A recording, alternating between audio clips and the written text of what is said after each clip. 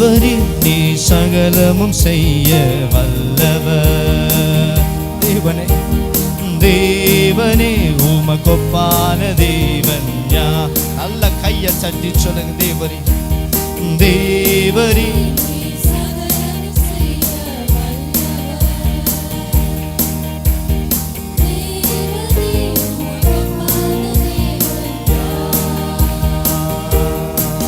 நீ செய்ய நினைத்தது நிறைவேறும். நீ செய்வதை தடுப்பவன் யார்?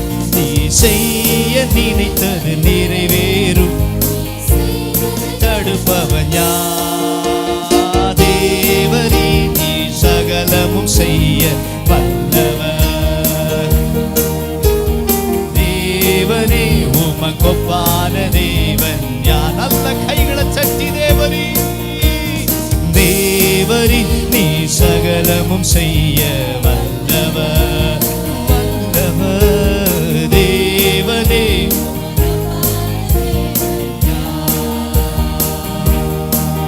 நீ செய்ய நினைத்தது நிறைவேறும். நீ செய்வதை தடுப்பவன் யார்?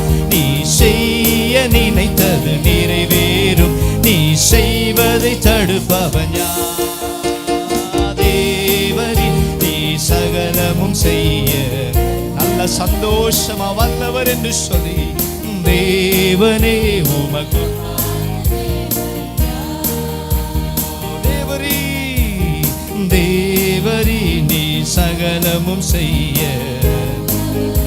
அவரை பார்த்து சொல்ல போறோம். தரிசனம் தந்தவர்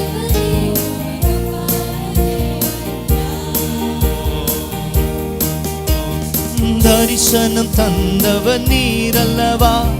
தவறாமல் நிறைவேற்றி முடிப்பீரே. சவால்கள் என்றும் ஜெயித்திடுவேன். சர்வ வல்லவர் நீர்தானே.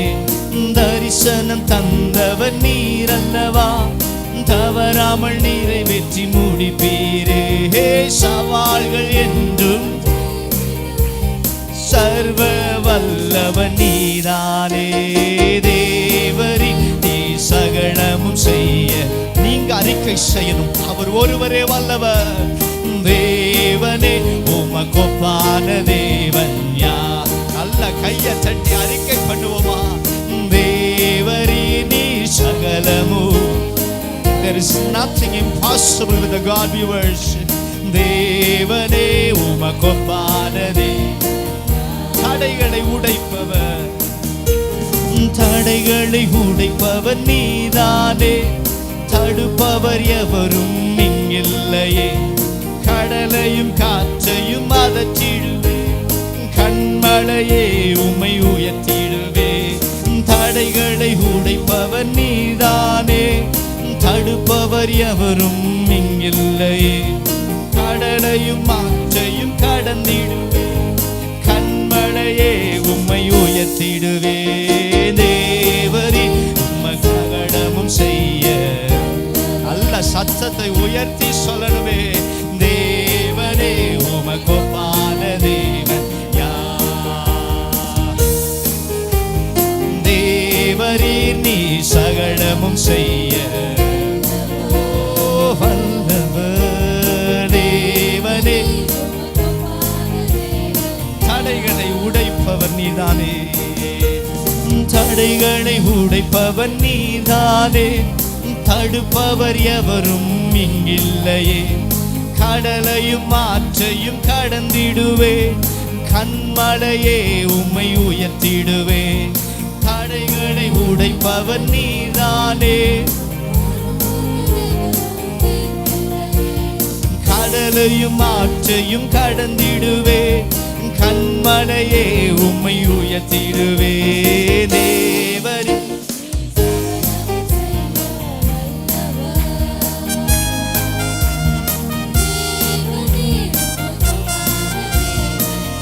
நல்ல உயர்த்தி. தேவரீ நீ சகலமும் செய்ய.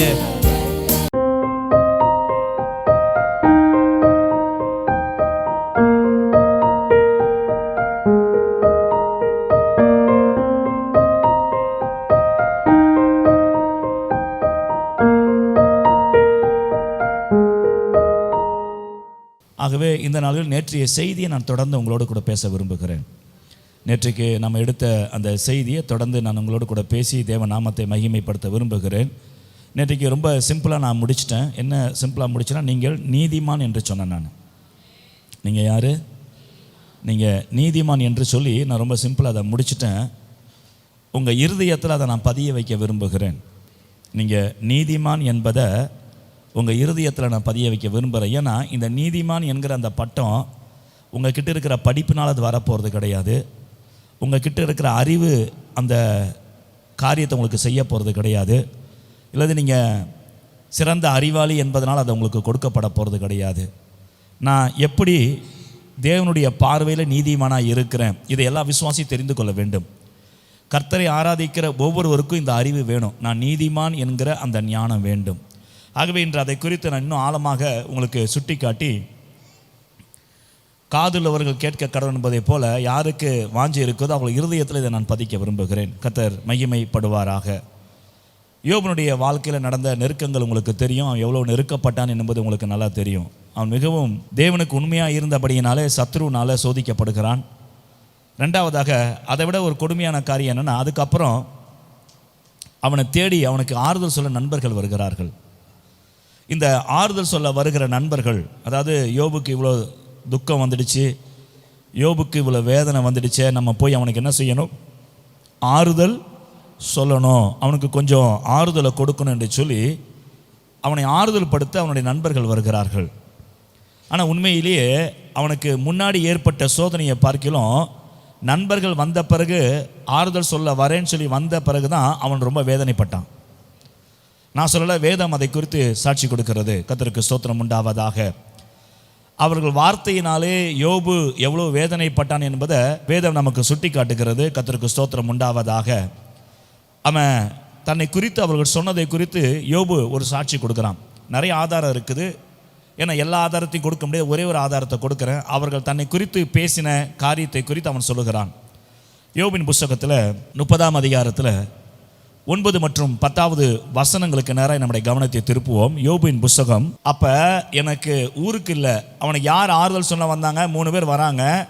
அந்த வந்த நண்பர்கள் அவனுக்கு ஆறுதல் சொல்கிறன்ற பேரில் அவனுக்கு கொடுத்த அவனோட பேசின வார்த்தைகள் இப்போ என்ன சொல்கிறான்? எனக்கு எப்படி இருந்ததுன்னா, நான் அவர்களுக்கு பாட்டும் பழமொழியுமான. அடுத்த வார்த்தை ரொம்ப முக்கியமான ஒரு வார்த்தையை நீங்கள் கவனிக்கணும். 10வது வசனம், என்னை அருவருத்து எனக்கு தூரமாகி துப்ப கூசாதிருந்தார்கள்னா துப்பினார்கள் என்ற அர்த்தம். இருக்கிறீங்களா?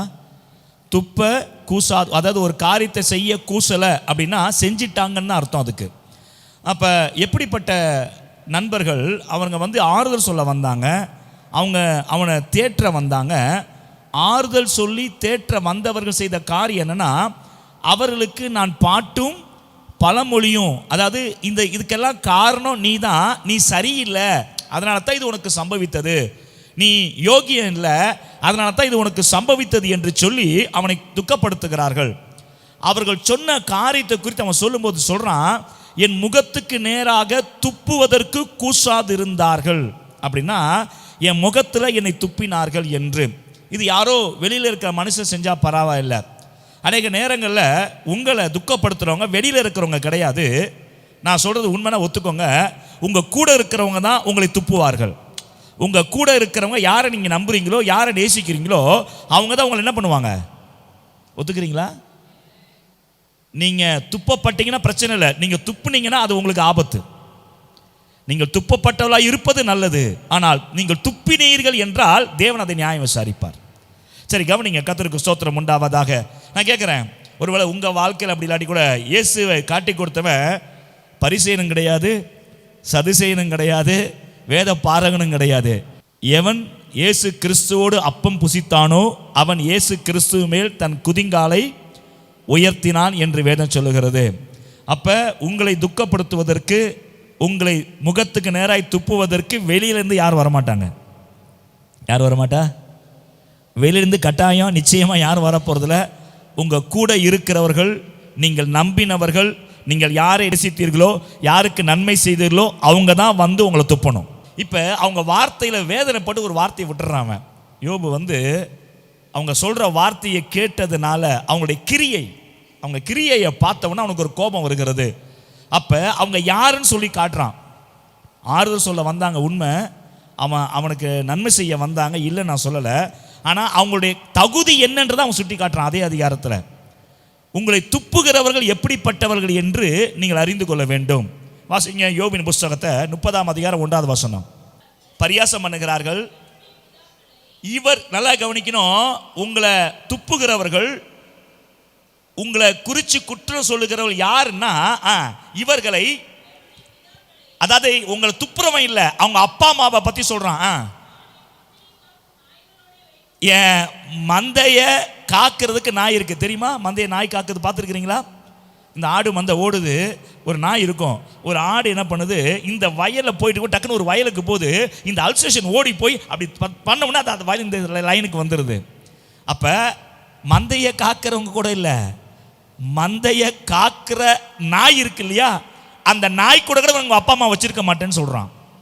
எத்தனை பேருக்கு புரியுதுன்னு தெரியல. கர்த்தருக்கு ஸ்தோத்திரம் உண்டாவதாக. ஒரு ஆமென் சொல்வோமா? ஹல்லேலூயா, கர்த்தருக்கு ஸ்தோத்திரம். அப்படி என்ன அவங்க சொல்லிட்டாங்க நீங்கள் எடுத்துக்கொள்ளுங்க. எலிப்பா சொல்கிற வார்த்தையை கவனிங்க. யோபின் புஸ்தகம் 22ஆம் அதிகாரத்தில் 5வது வசனம். அதாவது எப்படிலாம் அவன் முன்னாடி துப்புனாங்கன்றதை நான் காட்டுறேன். நான் உம்முடைய பொல்லாப்பு பெரியதும் உம்முடைய அக்கிரமம். அப்போ எலிப்பா சொல்கிறான், யோபு உனக்கு இந்த கஷ்டம் ஏன் தெரியுமா வந்துச்சு? உம்முடைய பொல்லாப்பு பெருசாக இருக்குப்பா, நீ செஞ்ச அக்கிரமம் முடியாததாக இருக்குதுப்பா, அதனால தான் நீ கஷ்டப்படுற, அதனால தான் நீ ரொம்ப வேதனைப்படுற அப்படின்னு அவனை குற்றப்படுத்துகிறதை, அவனை துப்புகிறதை நம்ம அங்கே பார்க்குறோம். அப்போ யோபுக்கு ஆறுதல் சொல்ல வந்தவர்கள் தான் அவனை குற்றப்படுத்தினார்கள். யோபுக்கு நன்மை செய்ய வந்தவர்கள் தான் அவனை துக்கப்படுத்தினார்கள், அவன் முகத்துக்கு முன்பதாக துப்பினார்கள். கர்த்தருக்கு ஸ்தோத்திரம் உண்டாவதாக. சரி, இதை யோபு ஒரு பக்கம் அப்படியே வச்சிருங்க. நான் சொல்கிறத கொஞ்சம் கற்பனை பண்ணி பார்க்கணும் நீங்கள். இப்போ எலிப்பாஸ் என்ன சொன்னா, நீ உன் அக்கிரமம் பெருசாக இருக்குது, உன்னுடைய பொல்லாப்பு பெருசாக இருக்குப்பா, உன்னுடைய அக்கிரமம் முடியாததாக இருக்கிறது. இது என்ன பண்ண, ஒரு கற்பனை. என்ன கற்பனை? அது உண்மைன்னு நினச்சிக்கோங்க. ஏன்னா நான் யோபை கொண்டு யார்கிட்ட சேர்க்க போகிறேன் தெரியுமா? உங்ககிட்ட சேர்க்க போகிறேன். இருக்கிறீங்களா? யோபு வாழ்க்கையை கொண்டு யார் வாழ்க்கையில் கம்பேர் பண்ண போகிறேன்னா என் வாழ்க்கையோட உங்கள் வாழ்க்கையோட நான் சேர்க்க போகிறேன் இப்போ நான். அதனால் நம்ம இப்போ ஒரு நிமிஷத்துக்கு ஒரு கற்பனை பண்ணிப்போம். எலிப்பா சொன்னது உண்மை நினச்சிக்கோங்க. யோபுடைய பொல்லாப்பு பெருசாக இருந்தது, அக்கிரமத்துக்கு என்ன இல்லை, முடிவே இல்லை. ப்ளஸ் ஒரு உண்மையை அந்த கற்பனையில் சேர்த்துக்கணும். இருக்கிறீங்களா? என்ன உண்மை? யோபு தேவனை விசுவாசித்தான். இந்த 2 காரியத்தை நீங்கள் மைண்டில் வைக்கலன்னா நீங்கள் நீதிமான் என்று சுட்டி காட்டுறதை உங்களால் புரிந்து கொள்ள முடியாது. முதல்ல ஒரு கற்பனை, யோபு பொல்லாதை செய்தான், அவன் அக்கிரமத்துக்கு முடிவில்லை என்கிற ஒரு கற்பனையும். 2வது யோபு தேவனை விசுவாசித்தான் என்பதை நீங்கள் மறக்கக்கூடாது. சரியா? கர்த்தருக்கு ஸ்தோத்திரம் உண்டா. இதை மைண்டில் வச்சுக்கோங்க. உங்களை என்னை குற்றப்படுத்துகிறவர்கள் யாரான இருக்கட்டும், உங்களை என்னை குற்றப்படுத்துகிறவர்கள் யாராக இருக்கட்டும், குற்றப்படுத்தட்டும், அல்லது நான் யார் என்பதை புரிந்து கொள்வதற்கு முன்பதாக, நான் திரும்ப சொல்கிறேன், உங்களை குற்றப்படுத்துகிறவர்கள் யார் என்பதை நீங்கள் புரிந்து கொள்ள வேண்டும். ஆமென். யோபை குற்றப்படுத்தினவர்கள் யார் என்பதை யோபு சுட்டி காட்டுறான். இருக்கிறீங்களா? அவருடைய தாய் தகப்பனை என் மந்தையில் இருக்கிற நாயை காக்கிறது கூட வச்சிருக்க மாட்டேன் என்று அவன் சொல்லுகிறான். அப்போ உங்களை குற்றப்படுத்துகிறவர்கள், உங்களை அவதூறாய் பேசுகிறவர்கள், உங்களை நிந்திக்கிற உலகத்தான், உங்கள் வேலை ஸ்தலத்தில் இருக்கிற மனிதன், உங்கள் அக்கம் பக்கத்தில் இருக்கிற மனுஷன் யார் என்பதை நீங்கள் முதலாவது புரிந்து கொள்ள வேண்டும். கர்த்தருக்கு ஸ்தோத்திரம். அப்போ என்ன நீதிமானாய் நான் பார்க்கறதுக்கு முன்னாடி என்னை குற்றப்படுத்துகிறவன் யார் என்பதை நான் பார்க்கணும். நான் சொல்றது புரியுதா இல்லையா? உங்களை குற்றப்படுத்துகிறாங்களா? என் மனைவியை குற்றப்படுத்துவாள், என் கணவன் குற்றப்படுத்துவான், என் பெற்றோர் குற்றப்படுத்துவார், என் பிள்ளைகள் குற்றப்படுத்துவார்கள், என் பாஸ்டர் குற்றப்படுத்துவார். நான் சொல்கிறேன், யார் வேணால் யாரை குற்றப்படுத்தணும், தப்பே கிடையாது. ஆனால் என்னை குற்றப்படுத்துவதற்கு முன்பதாக என்னை குற்றப்படுத்துகிறவன் யார் என்பதை நான் புரிந்து கொள்ள வேண்டும். அல்லேலூயா. ரோமருக்கு நிருபத்தில் 3ஆம் அதிகாரம் 10வது வசனத்தை வாசிச்சிங்கன்னா, பவுல் ரோம திருச்சபைக்கு எழுதும்போது ஒரு காரியத்தை சொல்லுகிறான். என்ன காரியத்தை சொல்லுகிறான்? இந்த உலகத்திலே நீதிமான் என்று ஒருவரும் இல்லை.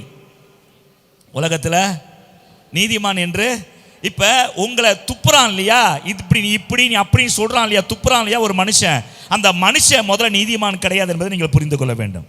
அல்லேலூயா. யோபை குற்றப்படுத்தினவர்கள் நீதிமான்கள் அல்ல. அவங்களுடைய ஹிஸ்ட்ரி ஆராய்ச்சி பார்க்கணும், அது தனி சப்ஜெக்ட், அதுக்குள்ளே நம்ம போக வேண்டாம்.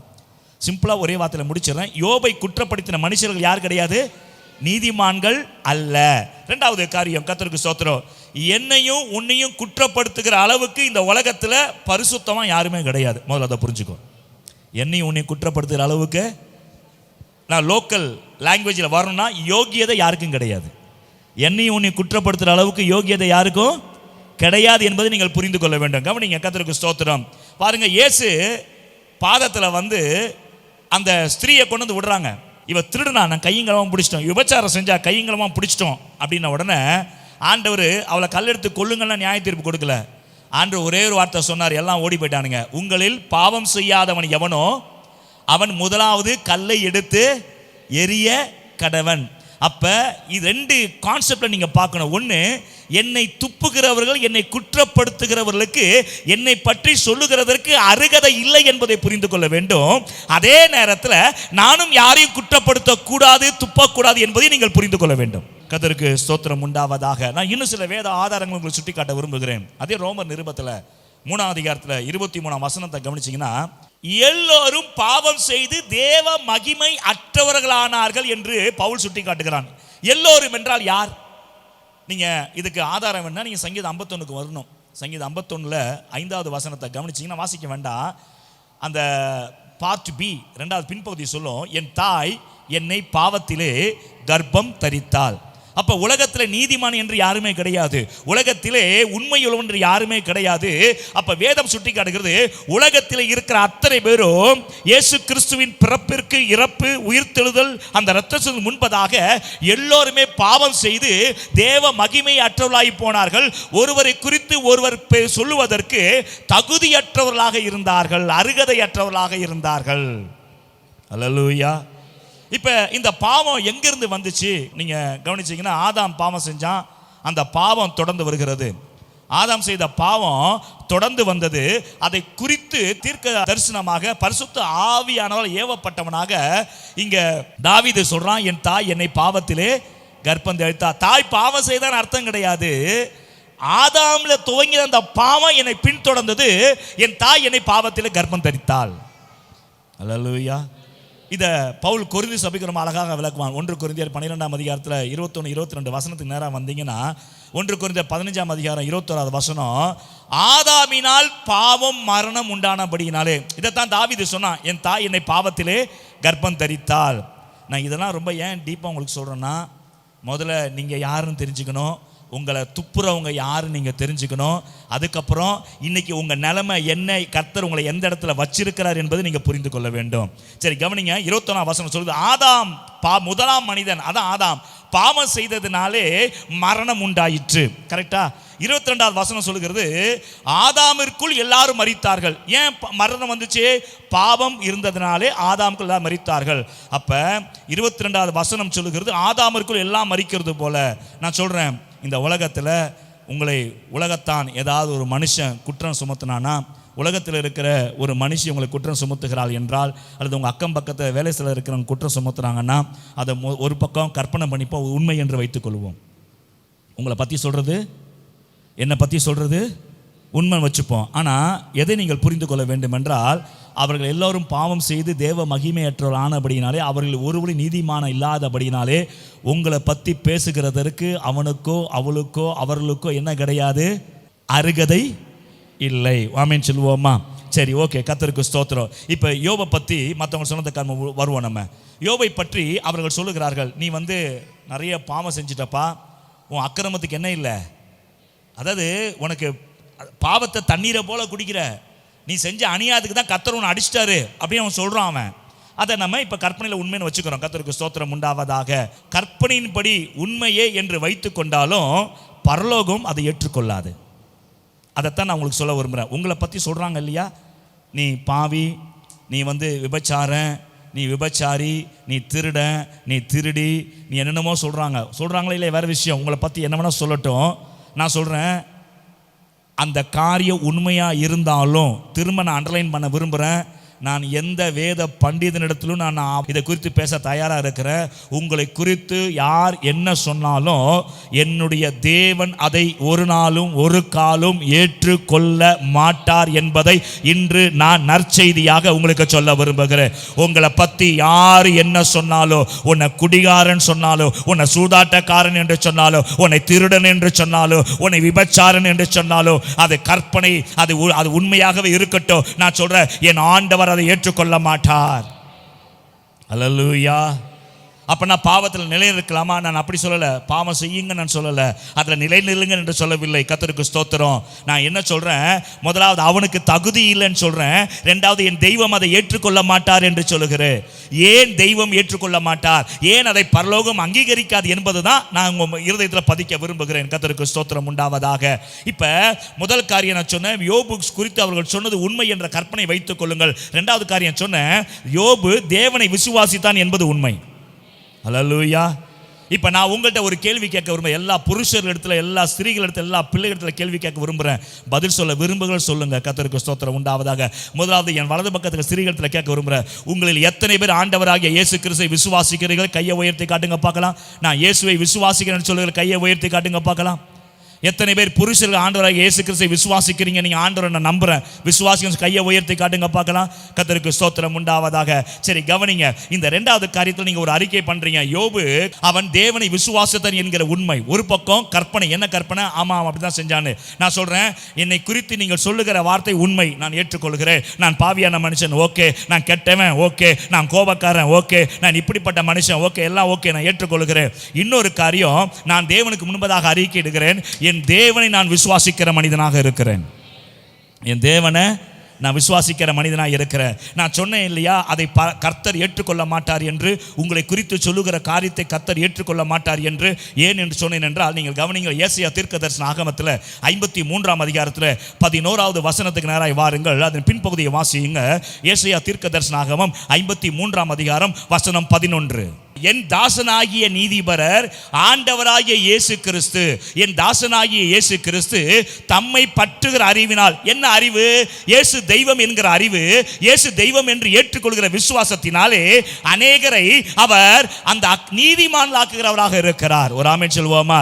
என்னை குறித்து நீ என்ன வேணா சொல்லிக்க, பிரச்சனை இல்லை. நான் இயேசுவை விசுவாசிக்கிறதுனால என் தேவன் என்னை நீதிமானாக்கி இருக்கிறார் என்று நான் உங்களுக்கு சொல்லுகிறேன். நீங்கள் என்னை குறித்து என்ன வேணுமாலும் பேசிக்கொள்ளுங்கள். உங்களை குறித்து யார் என்ன வேணாலும் பேசட்டும், சொல்லட்டும். நான் சொல்றேன், இந்த வசனத்தை பிடித்துக் கொள்ளுங்கள். இயேசுவை பற்றுகிற அறிவினாலே, இயேசுவை அறிந்திருக்கிற விசுவாசத்தினாலே தேவன் வாக்கு பண்ணி இருக்கிறார், அவர் உங்களை அந்த விசுவாசத்தினாலே நீதிமான்களாக மாற்றி இருக்கிறார் என்று நான் உங்களுக்கு சொல்லுகிறேன். ஹல்லேலூயா. நீங்கள் நீதிமான்கள் என்பதை மறக்க கூடாது. எதனால் தெரியுமா? இயேசுவை விசுவாசிப்பதினாலே. ஒரு ஆமென் சொல்லுவோமா? ஹல்லேலூயா. ஆகவே அருமையான தேவனுடைய பிள்ளைகளே, ஆண்டவராகிய இயேசு கிறிஸ்து உங்களை பார்க்கும் பொழுது, ஆண்டவராகிய இயேசு கிறிஸ்து இருக்கிற பரலோகம் உங்களை பார்க்கும்போது, உலகத்தில் இருக்கிற மனுஷனையும் உங்களையும் பார்க்கும்போது ஒரு வித்தியாசத்தை அங்கே பார்க்கிறார்கள். என்ன வித்தியாசத்தை பரலோகமும் இயேசுவும் பார்க்கிறாருன்னா, இவன் இயேசுவை நம்புகிறபடியினாலே, இயேசு நாமத்தை அறிந்திருக்கிறபடியினாலே, இயேசு நாமத்தை தொழுது கொள்கிறபடியினாலே இவன் நீதிமானாக்கப்பட்டிருக்கிறான். ஒரு ஆமென் சொல்லுவோமா? ஹல்லேலூயா.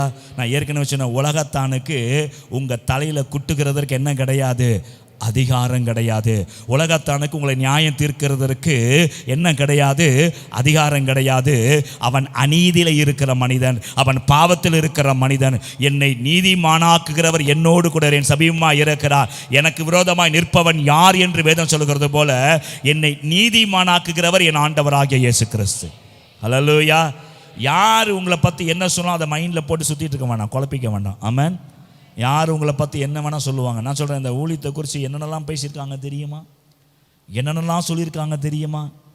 கேட்கக்கூடாத வார்த்தையெல்லாம் நான் கேட்டிருக்கிறேன். கர்த்தருக்கு ஸ்தோத்திரம் உண்டாவதாக. ஆகவே உங்களை குறித்து அவர்கள் அநேக காரியங்களை பேசலாம்.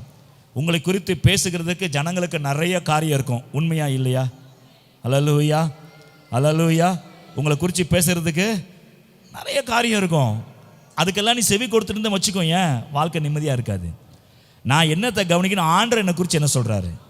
நான் தேவனுடைய பார்வை யார், அதை தான் எனக்கு தெரியணும். நான் தேவனுடைய பார்வை நீதிமானாக இருக்கிறேன். ஹல்லேலூயா. உங்கள் பார்வையில் கோபக்காரனாக இருக்கலாம், உங்கள் பார்வையில் மோசக்காரனாக இருக்கலாம், உங்கள் பார்வையில் நான் கெட்டவனாக இருக்கலாம். ஐ டோன்ட் மைண்ட், எனக்கு அதை பற்றி கவலையே கிடையாது.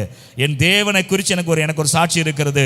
என் தேவன் என்னோடு பேசும்போது சொல்லுகிறார் ஒரு காரியம், என்னை நீ நீதிபரனாகி என் தாசனை அறிந்திருக்கிறபடியினாலே அந்த அறிவினாலே விசுவாசத்தினாலே நீ நீதிமானாய் இருக்கிறாய் என்று கர்த்தர் பேசியிருக்கிறார். அல்லேலூயா. ஆகவே நான் சொல்கிறேன், இது உங்களுக்கு ஒரு நற்செய்தி. நீங்கள் நீதிமான்கள் என்பதை மறந்து விடாதிருங்கள். அல்லேலூயா. கர்த்தருக்கு ஸ்தோத்திரம் உண்டாவதாக. இப்போ நீதிமான் என்பதை இன்னும் கொஞ்சம் ஆழமாக உங்கள் உள்ளத்தில் கொண்டு வர விரும்புகிறேன். 3 காரியங்களை நான் உங்கள் மத்தியில் வைக்க விரும்புகிறேன். 3 சின்ன சின்ன வசனங்கள். அதில் இருந்து கர்த்தர் எவ்வளோ பிரயாசப்படுறார் பாருங்க. உலக மனுஷன் எதுக்கு பிரயாசப்படுறான்? உங்களை பற்றி உங்களை கெட்டவனை ஆக்கணுன்றதுக்காக பிரயாசப்படுறான். கரெக்டா? நீ மோசமானவன் என்பதை உறுதிப்படுத்துகிறதற்கு என்னென்ன செய்ய முடியுமோ அத்தனையும் செய்யறான் உலக மனுஷன். கரெக்டா? இப்போ ஒரு சொந்தக்காரன் நல்லவன் இல்லை, எப்போ காலம் வரலாம் காத்துனா சொத்துக்கு சண்டை போடுறது யாரு? பக்கத்து வீட்டுக்காரனா? சொந்தக்காரனா? அண்ணன் தம்பி தான், அக்கா தங்கச்சி தான் சண்டை போடுதுங்க. அம்மா போயிட்டு அம்மாவுடைய 10 பவுனாக எனக்கு, இந்த 6 எனக்கு, அந்த ஜிமிக்கி உனக்குன்னு சண்டை போடுதுங்க. அம்மாவுக்கு அது போயிட்டேன்னா இதுக்கு 2 மண்டையை பிச்சுக்குதுங்க. அப்போ உலகத்தில் உங்களை குறித்து இந்த உலகம், உன் உறவுக்காரன், நீ நன்மை செஞ்சவங்களாம் உன்னை எவ்வளோ கெட்டவனாக்க முடியுமோ அவ்வளோ கெட்டவனாக்க பிரயாசப்படுறாங்க. இது உண்மைன்னா சொல்லுங்கள், இல்லைன்னா விட்டுருங்க. உண்மையா? அல்லேலூயா. அப்போ எல்லாரும் உங்களை கெட்டவனாக்க ட்ரை பண்ணுறாங்க. என் ஆண்டவர் மாத்திரம்தான் உங்களை நல்லவர்களாக காட்டுகிறதற்கு நிறைய பிரயாசங்களை செஞ்சு முடிச்சிருக்கிறாரு. நிறைய காரியங்கள் உங்களுக்கு செஞ்சிருக்கிறாரு. நீங்கள் நல்லவங்க என்று காட்டுகிறதற்காக, நீங்கள் நீதிமான் என்று காட்டுவதற்காக நிறைய காரியத்தை கர்த்தர் செஞ்சிருக்கிறாரு. அந்த பிரயாசங்களை நான் உங்களுக்கு சுட்டி காட்ட விரும்புகிறேன். ஒரு ஆமென் சொல்லுவோமா? அப்போ முதலாவது உங்கள் விசுவாசத்தை கொண்டு கர்த்தர் உங்களை நீதிமான நல்லவங்களாக மாற்றுறாரு.